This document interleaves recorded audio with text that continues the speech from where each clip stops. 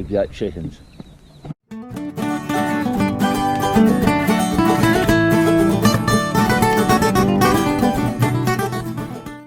I just got back from the post office. I was going to film a little bit in the post office, but I forgot my camera. I did pick up 2 boxes of the Freedom Ranger chicks. They have been in the mail system now for 48 hours. A bit surprised that they came in 2 boxes. There's 156 there. I thought maybe there would be more boxes than that. But this is what we got. They are making a lot of noise. Let's get them into the brooder. I've had the brooder lamps going basically since daylight this morning. It is now around 3 o'clock when these chicks got here. So I think the temperature is really good. It's actually a little warm because today it's about 75 degrees out. But let's open the box up and see what we got here.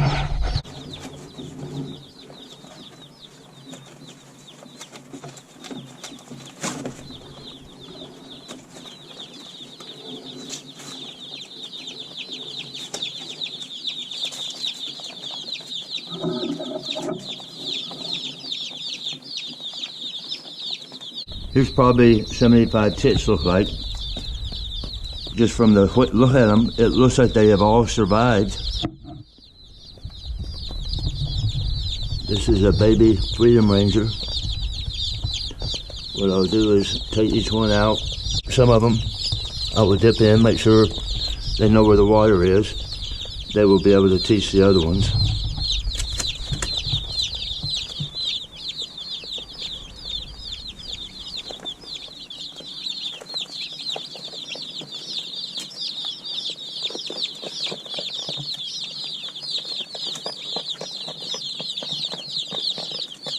The first box unloaded, there were actually 77 in that box. The hatcheries generally send a couple extra in case you do lose them.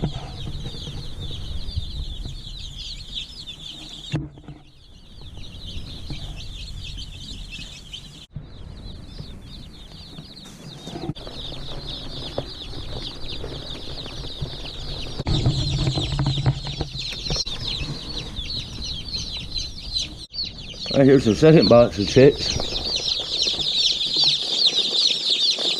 Here's the size. There's about 25 in that area, not much bigger than my hand. That is how they stay warm in transport.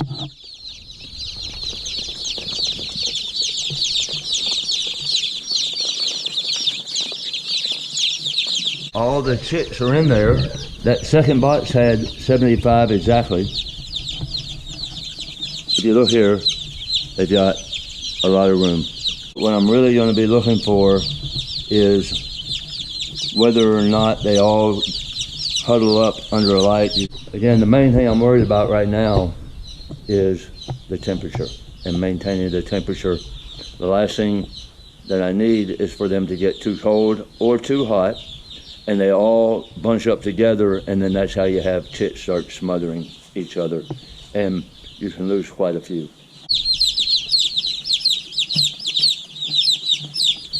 Problem with chickens.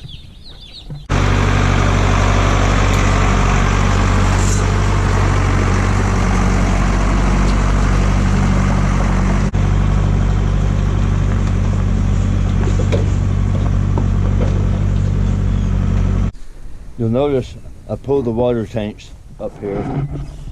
We really wasn't planning on doing this. One thing that I've found is expect the unexpected. When you're farming, you might as well go ahead and start planning for the idea that you're going to have to plan to do something different. My cattle, these halves have been spread all over the farm.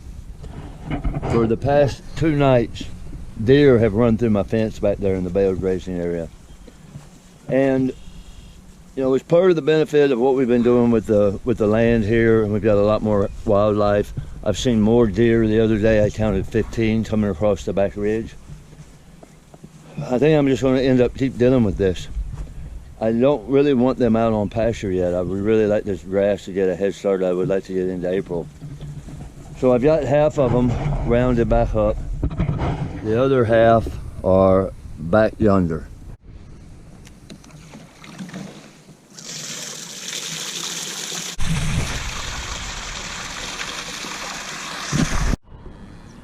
Well, it's almost 6:30 in the evening, but I've got them all. They were all over the backside of the farm, but now they're up here. So, pretty good end to a really good day. It's about 1:30 in the morning. We're out here doing a little check on the birds. The temperature inside is 77 degrees.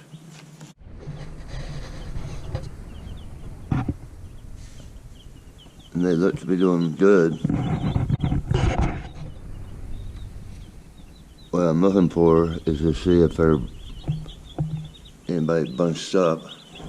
They are definitely under the heat lamps, but they're not piled up. Well, let's finish this vlog up kind of where we started with the chickens. Let me give you a chicken update. It is at the end of the week, the beginning actually of the next week.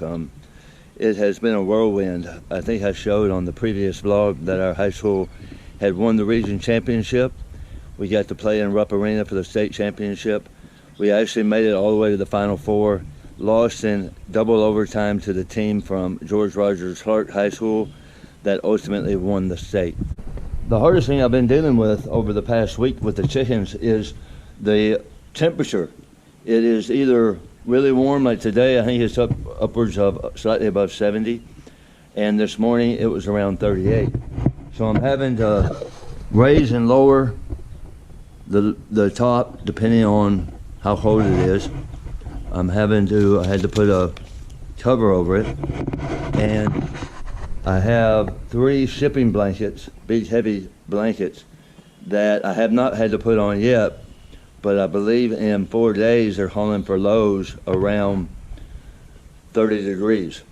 So I figure I'm going to have to add another layer of insulation over the top. The temperature is 82 degrees in the brooder. You see the chickens, the baby chicks. They are well spread out throughout the brooder, which is a good sign. So thank you again for watching the CoveyChase farm vlog. It's been a really great week, besides the basketball, but also having the 152 baby chicks arrive. They're all doing well. Most importantly, they're all still alive.